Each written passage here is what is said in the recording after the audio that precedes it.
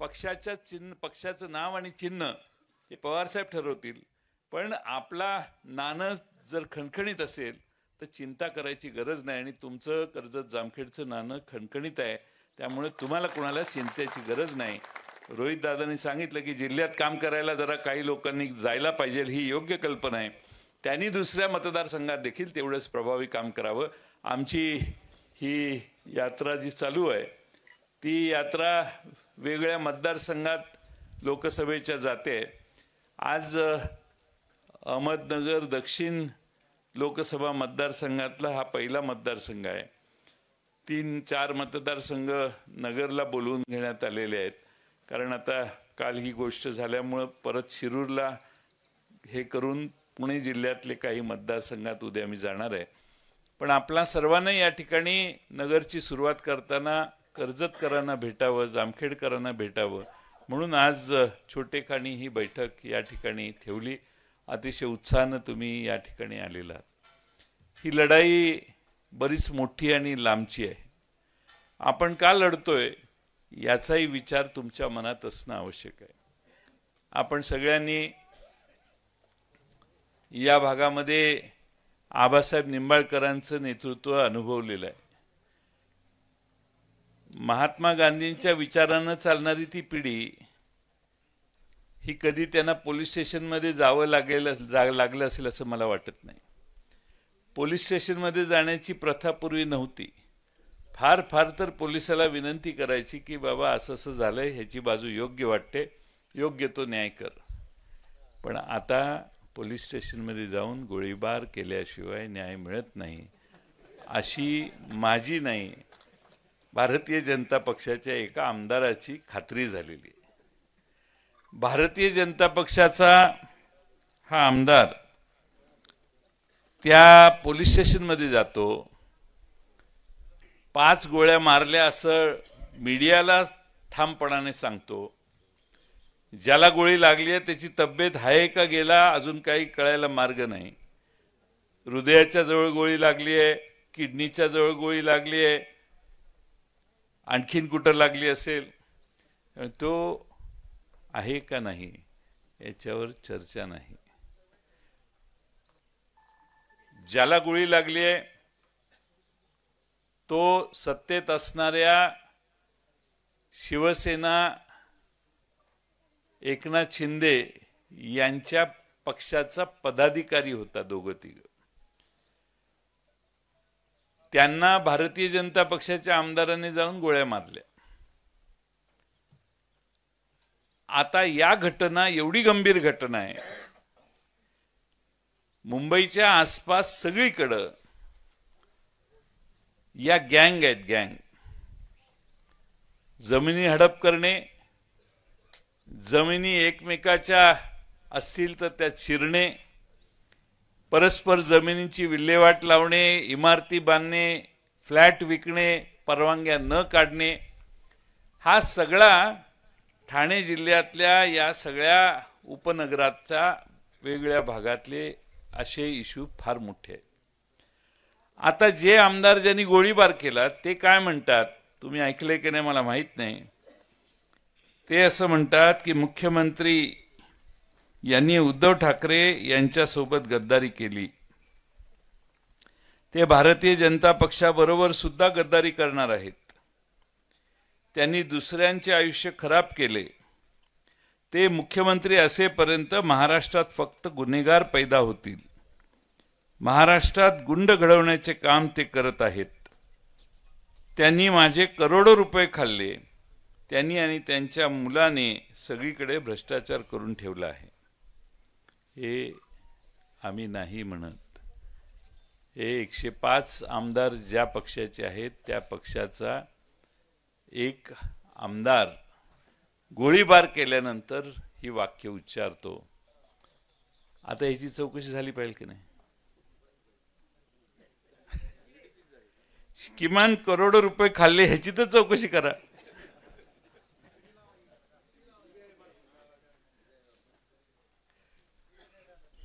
महाराष्ट्रामध्ये असा प्रकार कधीच आपण ऐकलेला नव्हता. भारतीय जनता पक्षाच्या आमदारांनी केलेल्या गोळीबाराचा निषेध म्हणून तो जे बोलला त्याच्यावर एकनाथ शिंदेच्या गटाचे मंत्री आणि आमदार एकत्रित येऊन मुख्यमंत्र्यांच्याकडे गाराने घेऊन गेले की हे कसं काय आपल्या कार्यकर्त्यांच्यावर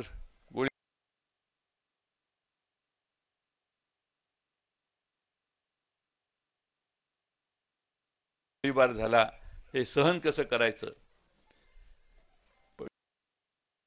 पण हे सहन केल्याशिवाय त्यांना पर्याय नाही.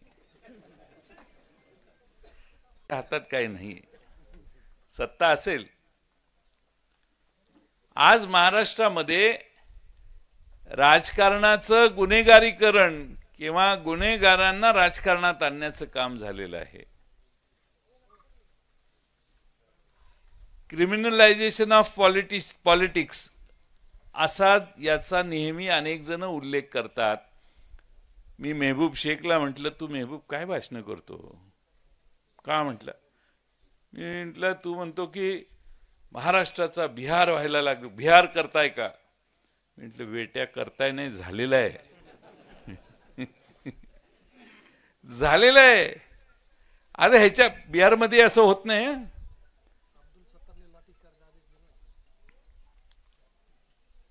त्यांनी लाठीचार्ज कसा करायचा हे सांगितलं.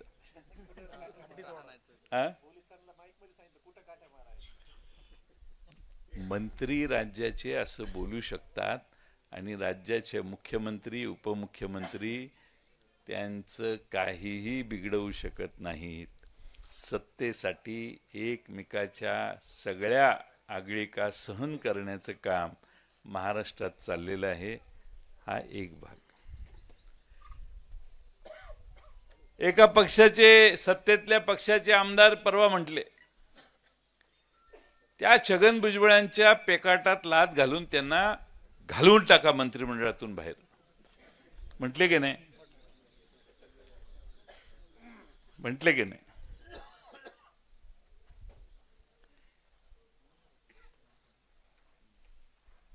मी एकदा फार 2002-03 साली पवार साहेब कोल्हापूरला आलेले. मी आपलं भाषण करताना म्हटलं, माझं असं त्यावेळी मत होतं की पवार साहेबांनी महाराष्ट्रात यावं, महाराष्ट्राची जबाबदारी पुन्हा घ्यावी, अशा आशाचं एक भाषणात एक वाक्य किंवा अर्धच वाक्य म्हटलं. दुसऱ्या दिवशी सकाळी पवार साहेबांनी मी कोल्हापूरहून पुण्याला येत होतो तर मला फोन आला. ते म्हटले काय. मी म्हटलं साहेब मुख्यमंत्र्यांचा फोन येतोय. पवार साहेब म्हटले मला वाटलं होतंच तुला फोन येईल. म्हटलं का तू काल बोललास. म्हटले मी फोन घेतला. विलासराव देशमुख पलीकडे होते. विलासराव देशमुख म्हटले जयंतराव एक तर तुम्ही राहावा मंत्रिमंडळात किंवा मी राहतो.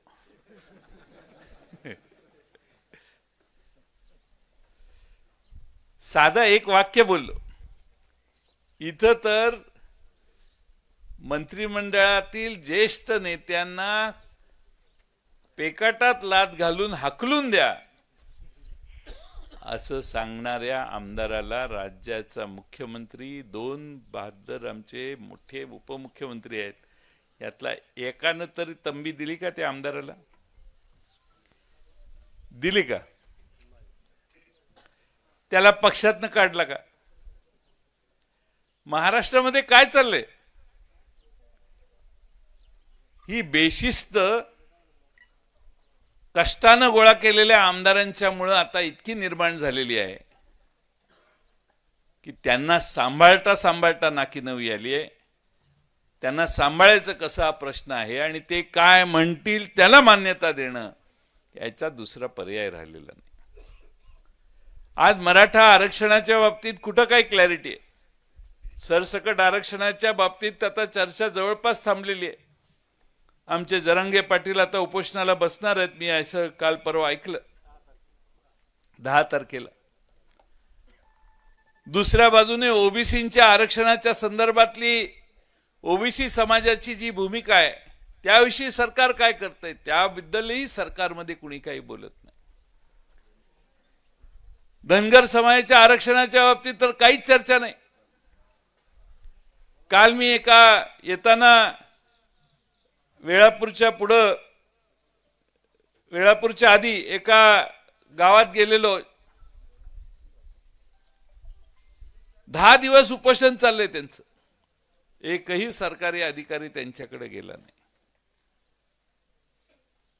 महाराष्ट्रामध्ये हे सरकार आल्यानंतर आर्थिक प्रचंड मोठ्या प्रमाणात अडचणी तयार झालेल्या आहेत. त्या कशा मी सांगेन 2 मिनिटांनी. पण सामाजिक अस्थैर्य देखील महाराष्ट्रात या सरकारच्या काळात तयार झालेलं आहे.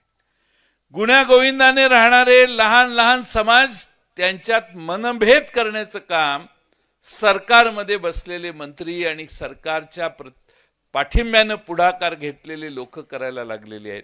त्या सगळ्याला सरकारचाच पाठिंबा आम्ही शांतपणाने बघतोय. काही लोकांनी एक बाजू सांभाळायची, उरलेल्या लोकांनी दुसरी बाजू सांभाळायची. महाराष्ट्रामध्ये असं चित्र आम्ही गेल्या 40 वर्षात कधी बघितलं नाही. समाजात भांडणं लागली पाहिजेत, समाज दुभंगला पाहिजे, एकीनं राहणारी गावागाड्यातली सगळी माणसं विस्कटली पाहिजेत. हा प्रयत्न या महाराष्ट्रात चाललाय आणि ही लढाई त्यासाठी आहे, हे तुम्ही सगळ्यांनी लक्षात घ्या. आमच्या राज्य सरकारने मागचा अर्थसंकल्प मांडला त्या दिवशी 17,000 कोटी रुपये महसुली तूट होती. म्हणजे 17,000 कोटी खिशात नसताना जास्त जाहीर केले. जून मध्ये 44,000 कोटीच्या अतिरिक्त पुरवणी मागण्या मांडल्या. डिसेंबर मध्ये परवा अधिवेशन संपलं, 55,000 कोटीच्या नव्या पुरवणी मागण्या मांडल्या. हे जे वेगळे शेतकऱ्यांची संकट झाली, पैसे कोणाच्याच पदरात नाहीत, मदत अजून आलीच नाही, पण त्याची बेरीज मित्रांनो 44,000 कोटी रुपये होते, ज्याच्या घोषणा झालेल्या आहेत. 1,60,000 कोटी रुपये सरकारने आपल्या खिशात नसताना महाराष्ट्रात जाहीर केलेले आहेत. आणि म्हणून जर इथं कॉन्ट्रॅक्टर काय आता आपल्या सभेला यायची बंद झालेत, ते सत्तारूढ पक्षाच्या सभेला जातात. जर कोणी असले तुमचे चुकून माकून पाहुणा पै कोण असेल तर त्याला माझा सल्ला द्या. काय घेतले का कॉन्ट्रॅक्ट घेतले? कितीच आहे? 7 कोटी. बजेटमध्ये त्याला किती पैसे दिलेले आहेत हे बघा, पुस्तक काढून. ते व्हाईट बुक मध्ये लिहिलेलं असतं त्या कामाला. रोहितदादांच्याकडे बजेटची पुस्तक असतील. ते जे काम आहे त्यात 7 कोटीत 50 लाख दिले, तर 50 लाखाच्या वर 1 रुपया काम करू नका. नाही ते हेलपाटे घालावे लागतील 4 वर्ष पैसे मिळण्यासाठी. आणि तुम्ही जरा मला चेहऱ्यावर दिसते जरा दिलेले आधीच काहीतरी ऍडव्हान्स आहे.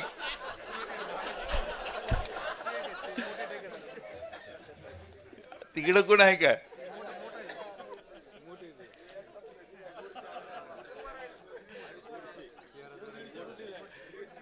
गोडसे साहेब काय दिले काय?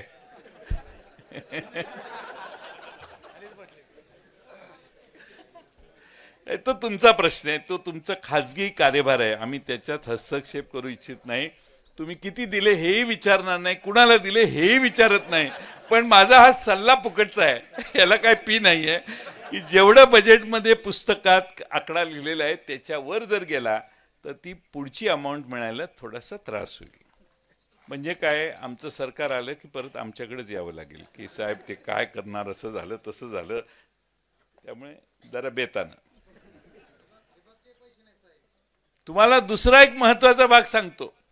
हे असे सगळे कॉन्ट्रॅक्टर आहेत ना रोहित दादा, त्यांनी एक मुख्यमंत्र्यांना पत्र पाठवलेलं आहे.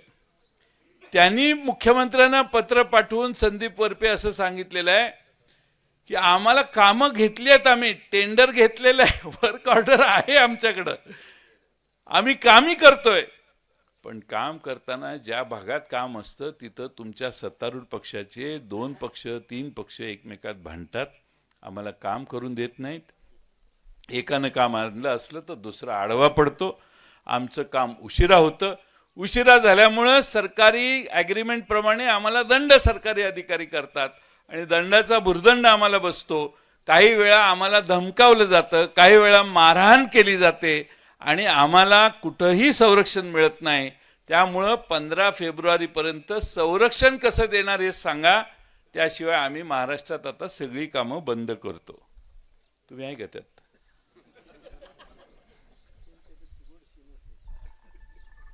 गोडसेंची सही झाली असेल त्याच्यावर. विनोदाचा भाग सोडून द्या, पण महाराष्ट्रामध्ये एखाद्या आमदाराच्या एरियामध्ये काम आमदाराने मंजूर करून घेतलं, नगरसेवकाने काम मंजूर करून घेतलं की त्याला विचारल्याशिवाय त्याचा ठेका द्यायचा नाही. तो सांगेल त्यालाच ठेका द्यायचा.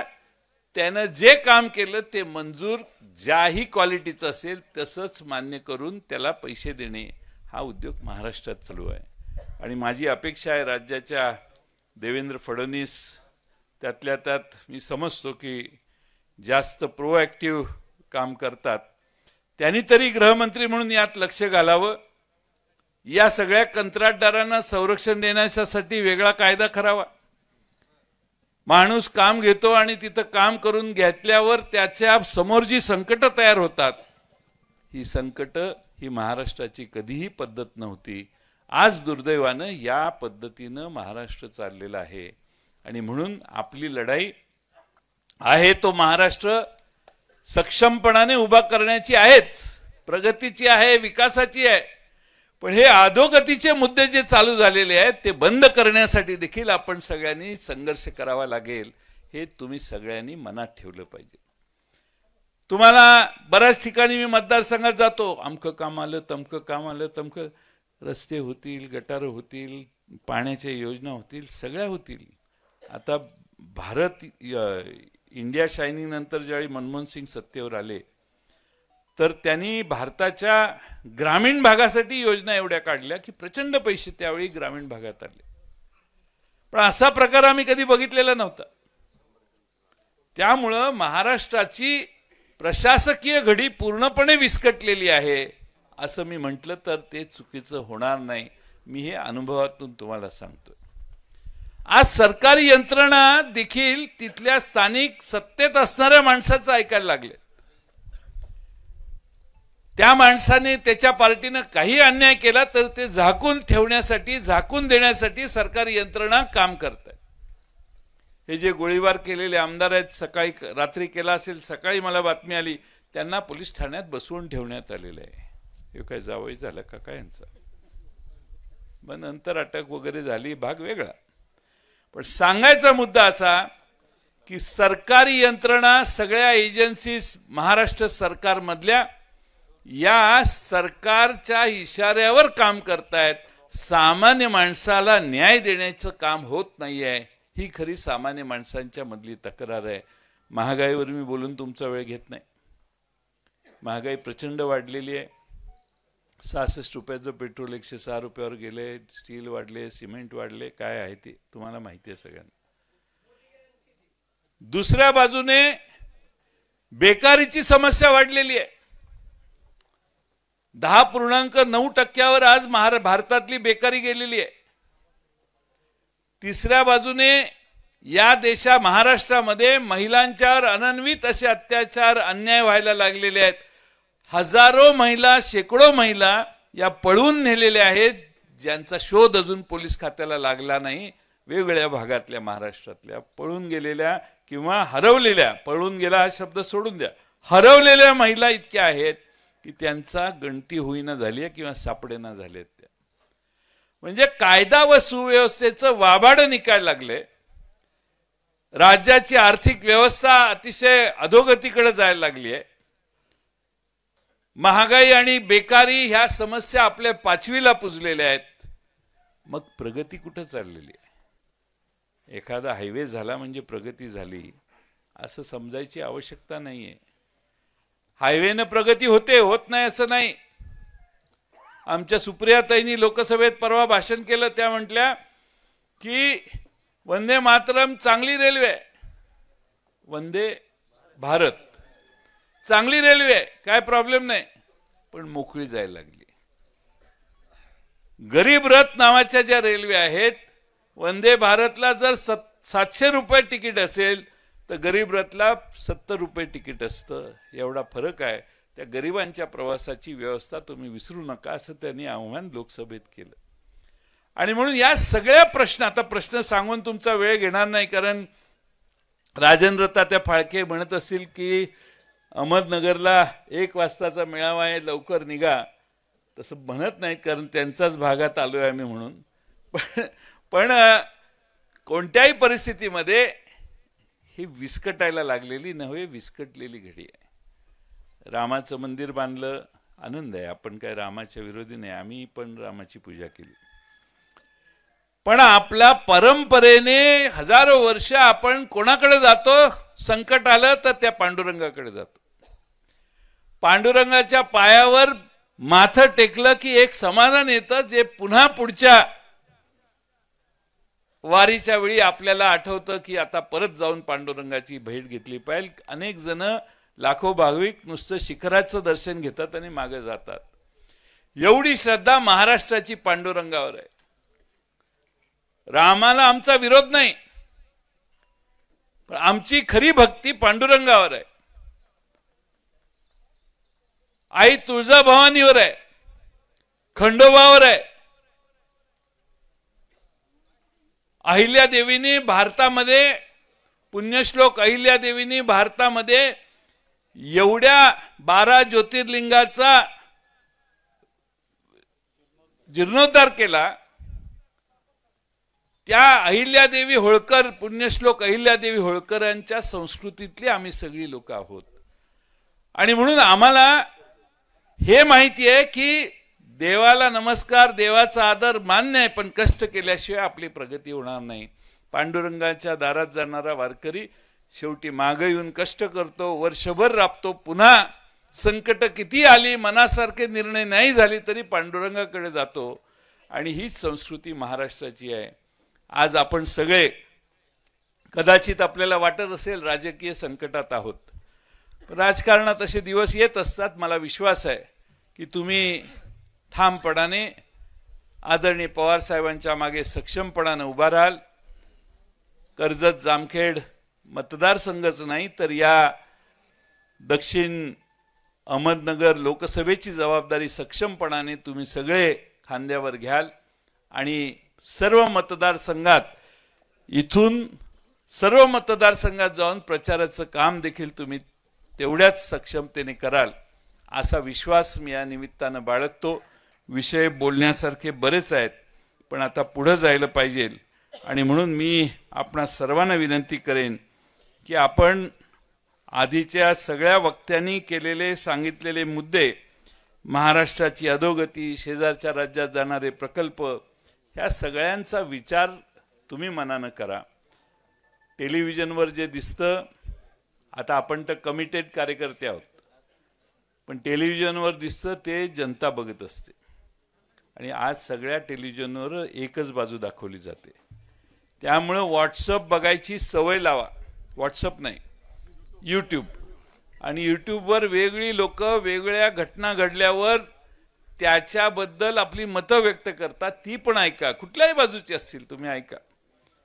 मी या मताचा आहे की सर्व ऐकून आपला निर्णय लोकांनी करायचा असतो.